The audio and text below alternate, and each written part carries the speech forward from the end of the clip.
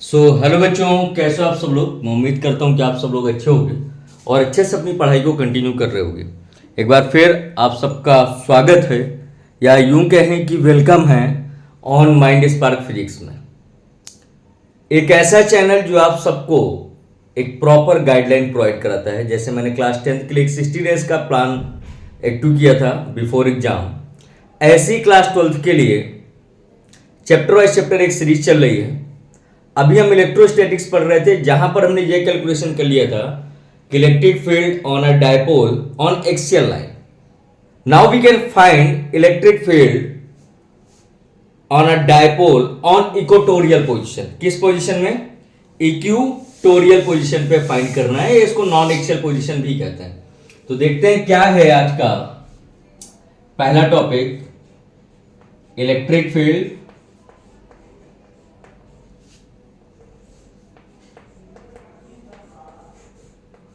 on equatorial position of dipole। Dipole की equatorial position पे मुझे इलेक्ट्रिक फील्ड का कैलकुलेशन करना है। बड़े ही ध्यान से और बड़े ही अच्छे से इस वीडियो को समझना, आराम से समझना और चीजों को अच्छे से करना। क्यों अच्छे से करना? क्योंकि जो हमारे पेरेंट्स हैं ना, वो जब पैसा लगाते हैं हमारे ऊपर, तो वो उम्मीद रखते हैं कि हम रिजल्ट को अच्छा कर सकें। पेरेंट्स क्या उम्मीद रखते हैं? कि हम रिजल्ट को अच्छा कर सकें, रिजल्ट को अच्छा बना सकें और हम पेरेंट्स को प्राउड फील करवा सकें। यही सारे पेरेंट्स की उम्मीद होती है, और यही एक अच्छे टीचर की भी उम्मीद होती है आपसे, कि आप कुछ ना करो और अपने रिजल्ट को भर अच्छा करते रहो। इक्वेटोरियल पोजीशन का मीन्स क्या है? ये डायपोल है। Dipole means combination of positive and negative charge. मैं इनको पॉइंट मान लेता हूं, ए बी, ये इसका सेंटर है सी। ए से सी तक की डिस्टेंस एल है, सी से बी तक की भी डिस्टेंस कितनी बेटा? Small L. इस सी पॉइंट से परपेंडिकुलर डायरेक्शन पे एक पॉइंट है एम, जहां पर मुझे इलेक्ट्रिक फील्ड फाइंड करनी है, और इसकी डिस्टेंस है आर। सबसे पहले इस कॉम्बिनेशन में हम क्या करते हैं? सबसे पहले ए पॉइंट को एम से जोड़ दो और बी पॉइंट को भी एम से जोड़ दो। जोड़ दिया। जैसे आप मिलाते हो तो this angle would be theta, this angle again will be theta. यहां तक कोई डाउट नहीं होना चाहिए। अब अगर मैं प्लस क्यू से इलेक्ट्रिक फील्ड निकालूं तो कुछ इस डायरेक्शन में जाएगी। इसका नाम देते हैं E1। अगर मैं इसके परपेंडिकुलर एक लाइन ड्रॉ कर दूं तो ये यहां पर थीटा एंगल बनाएगी, और इसके दो कंपोनेंट होंगे, एक along the angle E cos theta, one is इस डायरेक्शन में जिसका नाम होगा E sin थीटा। अगर हम इसकी वजह से इलेक्ट्रिक फील्ड निकालेंगे तो कुछ ऐसी बनेगी। यहां पर परपेंडिकुलर ड्रॉ करें तो ये होगा थीटा, इसका एक कंपोनेंट इधर की तरफ E cos theta, and one will be इधर E sin थीटा। यहां तक कोई डाउट नहीं होगा। चलो, अब सबसे पहले क्या करते हैं? Electric field due to positive charge, then electric field due to negative charge. But क्या मुझे B से M तक की डिस्टेंस पता है? क्या A से M तक की डिस्टेंस पता है? तो इसको इस ट्रायंगल में देखो, M C B में जो राइट एंगल ट्रायंगल है, इसकी जो डिस्टेंस होगी वो होगी under root R square plus L square. Similarly यहां पर भी under root R square plus L square. ये हमारी डिस्टेंस मिल गई। अब क्या करते हैं? Electric field due to positive charge, E due to plus Q. Formula क्या हमने पढ़ा था? 1/4 pi epsilon not Q upon R square. R means distance का square, that means L square plus R square. इसको मान लो बेटा equation number first. Electric field due to minus Q जब निकालोगे वो भी होगा 1/4 pi epsilon not minus Q upon L square plus R square. इसको मान लेते हैं क्वेश्चन नंबर सेकेंड। दोनों ही सिमिलर वैल्यू हैं, बट दोनों पे क्या अलग है, साइन का चेंजेस है। यहां पॉजिटिव है, यहां पर निगेटिव साइन है। अगर मैं इन दोनों का मॉड ले लूं, mod E due to plus Q, क्या वो इक्वल होगा mod of E due to minus Q?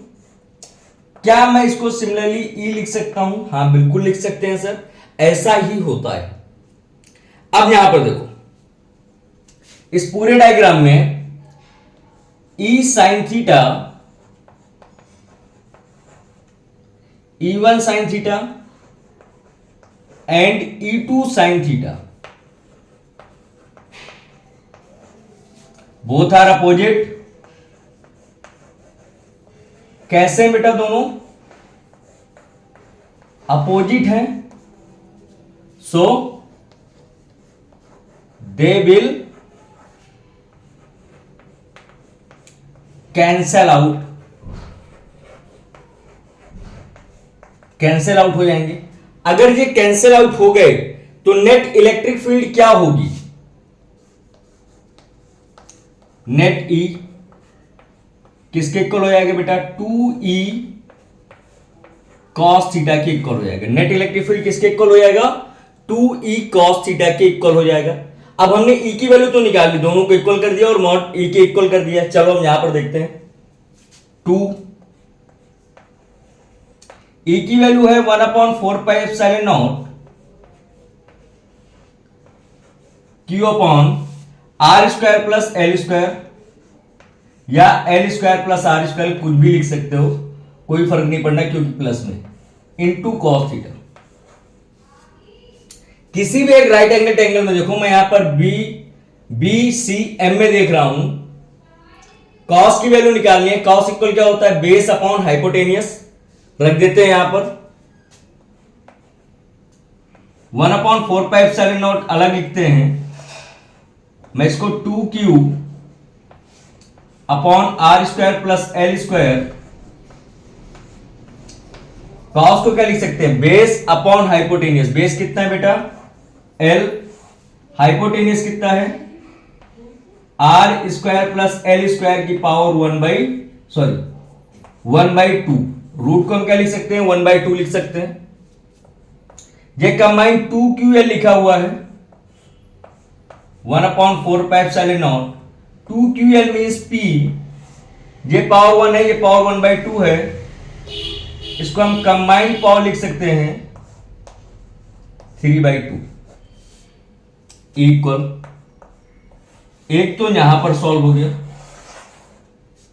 Then एक कंडीशन अप्लाई होती है, अगर हम L के कंपैरिजन में R को देखें तो R बहुत बड़ा है। If L is very small as compare to R, ऐसा है तो L को निगलेक्ट कर देंगे। Then equal 1/4πε0 P upon R square की पावर 3/2, ये मिल जाएगा हमारा R3।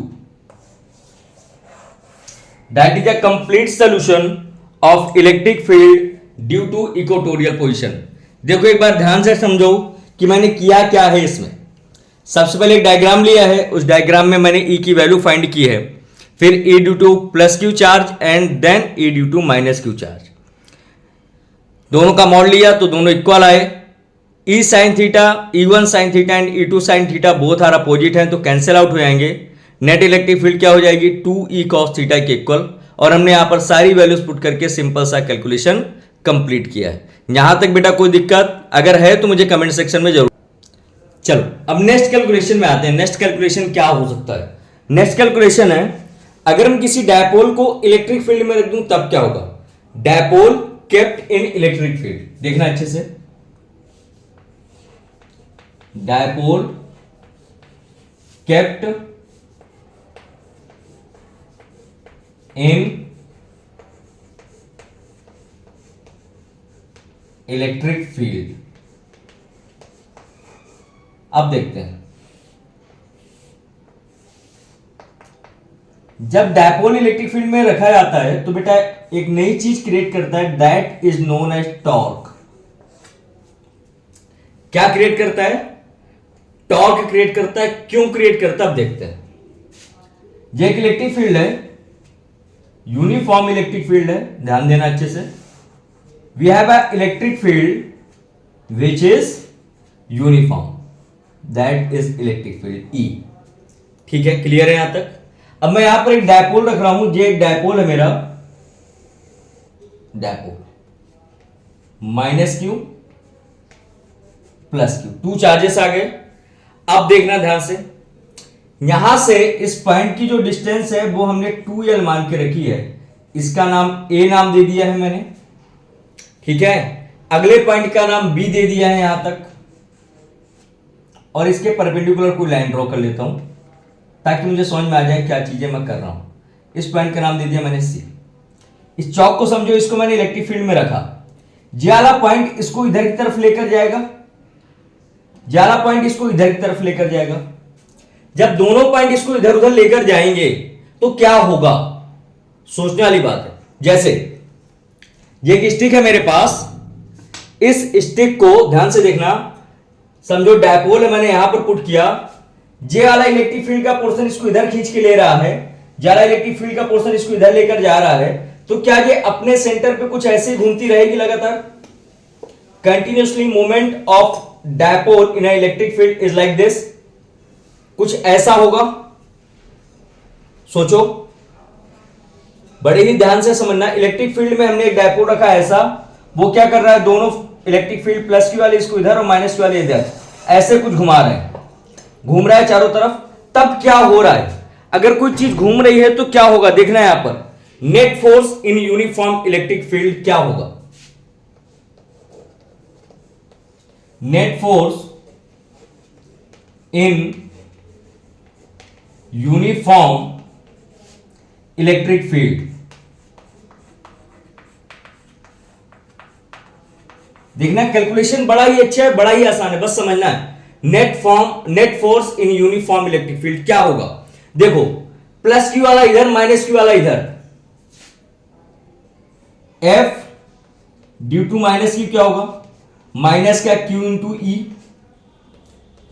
F due to plus Q क्या होगा, प्लस का Q इंटू ई। दोनों वैल्यू आ गई, क्या दोनों वैल्यू सिमिलर है? हाँ सर, दोनों सिमिलर है। तब क्या होगा इस कंडीशन में, इस कंडीशन में ऐसा होगा कि F की वैल्यू कितनी हो जाएगी, F is equal to 0, because this charge move on this way, this charge move on that way, तो both moment is like a circular on a simple point, and F due to minus q is minus qe and F due to plus q is q into e. That's why net electric field, net force on a uniform electric field F equal to 0 क्या होगा, F minus q की वजह से minus q into e, F plus q की वजह से q into e, तो net force कितना हो गया, 0 हो गया। अगर ऐसा है भाई तो क्या होगा, इस कंडीशन में क्या होगा, अगर ऐसा कुछ है तो do not have any linear motion, ऐसा कुछ है तो यहां पर डू नॉट हैव एनी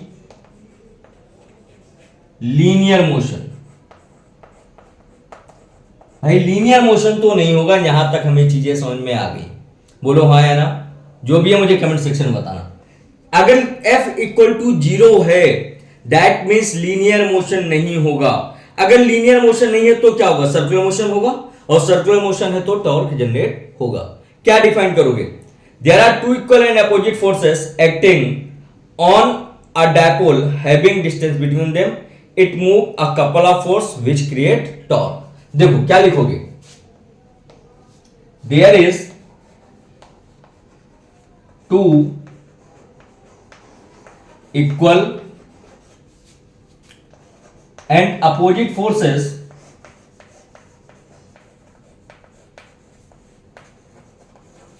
क्या है, there are two equal and opposite forces acting on dipole।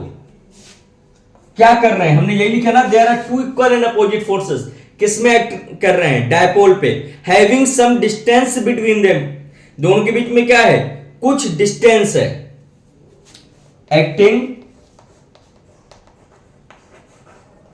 On dipole having some distance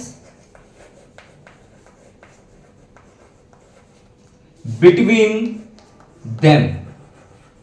दोनों के बीच में कितनी डिस्टेंस है? 2l की डिस्टेंस है। अगर दोनों के बीच में कुछ डिस्टेंस है, it make a couple of force which create torque. क्या कर रहा है जी? इट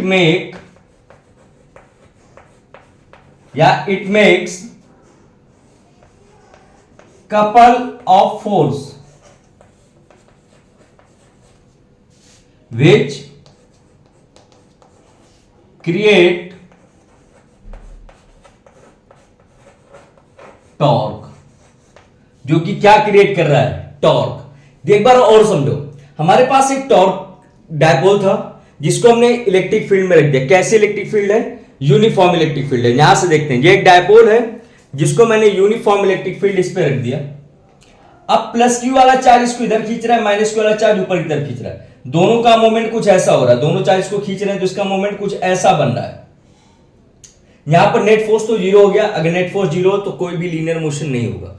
इसी चीज को हमने थ्योरेटिकल फॉर्म में लिखा। क्या लिखा है? There are two equal and opposite forces having some distance between them. कुछ ना कुछ डिस्टेंस है।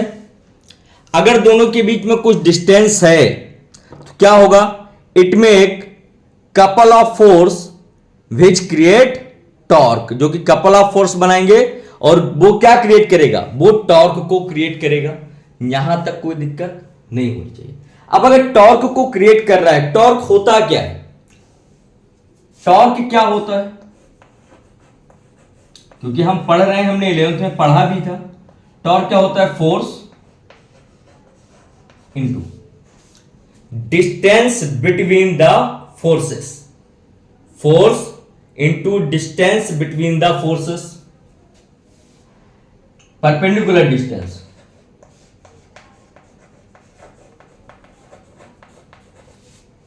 perpendicular distance between the forces, torque. Force तो हमारा F है। इस डायग्राम में परपेंडिकुलर डिस्टेंस क्या है? J वाली डिस्टेंस, B से लेकर के C तक की डिस्टेंस, BC। बी से लेकर के सी तक की डिस्टेंस। फोर्स कितना है? Tau equal Q into E into perpendicular upon base. Hypotenuse दिया गया, परपेंडिकुलर अपॉन बेस किसका रिलेशन है भाई? बेस और परपेंडिकुलर का रिलेशन किसका होता है? बताओ। नहीं पता? चलो, हाइपोटेनियस और परपेंडिकुलर का रिलेशन क्या है? हाइपोटेनियस और परपेंडिकुलर, देखो यहां पर समझते हैं। Sine theta cos theta tan theta, तीन वैल्यू रख रहा हूं, ध्यान से देखना। तीनों वैल्यूज को समझना कहां पर क्या क्या है। ये क्या होती है? परपेंडिकुलर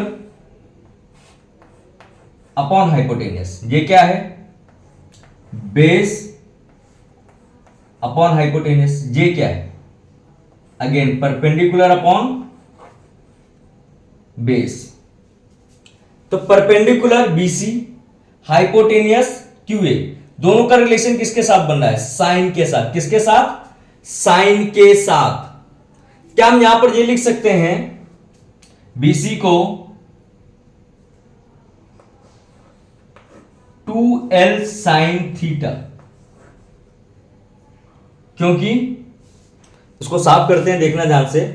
मैंने यहां पर क्या किया है? परपेंडिकुलर अपॉन हाइपोटेनियस लिया है ना, साइन थीटा। परपेंडिकुलर तो हमारा BC है, हाइपोटेनियस कितना है? 2L। यहां से परपेंडिकुलर इक्वल कितना आ गया 2l sin थीटा। इस चीज को यहां पर पुट कर दिया QE 2l sin थीटा। और ध्यान से देखते हैं, टाउ ई को अलग कर लो 2QL sin थीटा। 2QL किसके इक्वल है P के, इसको आप सिंपली लिख सकते हो PE sin थीटा। एक तो ये फॉर्मूला मिल गया। अगर ये फॉर्मूला मिला है तो अब डॉट प्रोडक्ट और क्रॉस प्रोडक्ट में आ जाओ। जहां पर भी साइन आता है वहां पर क्या आता है, क्रॉस प्रोडक्ट आता है। तो vector tau equal vector P cross vector E भी लिख सकते हो। एक ये फॉर्मूला मिल गया। तो अब ये मोशन कैसा होगा, मोशन यहां पर होता है it can have rotational motion. जो मोशन होगा वो होगा रोटेशनल मोशन। एक बार और समझते हैं, हमें एक डायपोल दिया था जो इलेक्ट्रिक फील्ड पे रखा हुआ है, वहां पर हमें टॉर्क क्रिएट करना है। डायपोल को हमने इलेक्ट्रिक फील्ड पे रखा, नाम है AB, एक डायपोल है जिसकी डिस्टेंस 2l है। जब देखते हैं तो ये पॉइंट इसको इधर लेकर जा रहा है, ये पॉइंट इसको इधर लेकर जा रहा है, मतलब ये रोटेशनल मोशन जैसे कर रहा है। मैंने B से C एक परपेंडिकुलर ड्रॉ की, C से एक बेस बना दिया। नेट फोर्स निकाला इलेक्ट्रिक फील्ड में जो कि 0 आ रहा है, जिसकी वजह से कोई भी लीनियर मोशन नहीं होगा। अब हमने जब इसको देखा तो यहां पर हम देखते हैं कि two equal and opposite forces acting on a dipole having some distance between them, it make couple of force which create torque. Torque क्या होता है, force into perpendicular distance between the forces. Tau equal F into BC। जब BC का relation निकालते हैं तो sin theta equal होता है perpendicular upon hypotenuse, sin theta equal BC upon 2l या BC equal 2l sin theta. यहाँ पर tau इक्वल QE 2l sin थीटा रखा। 2QL किसके इक्वल है P के, तो tau इक्वल PE sin थीटा मिल गया। अगेन जब साइन थीटा को देखते हैं तो ये क्रॉस प्रोडक्ट को रिप्रेजेंट करता है, तो tau equal P cross E। I hope कि आपको ये सारी चीजें समझ में आ रही होंगी। अगर समझ में आ रही है तो प्लीज मुझे कमेंट सेक्शन में कमेंट करके बताओ। साथ में अपने दोस्तों को रिकमेंड करो, चैनल को शेयर करो, वीडियो को लाइक करो और चैनल को सब्सक्राइब करो, ताकि मैं और अच्छे से मोटिवेट होकर के आपको और अच्छी सी डिटेल दे सकूं। थैंक यू बच्चों, और मीट में on next topic also. Thank you very much.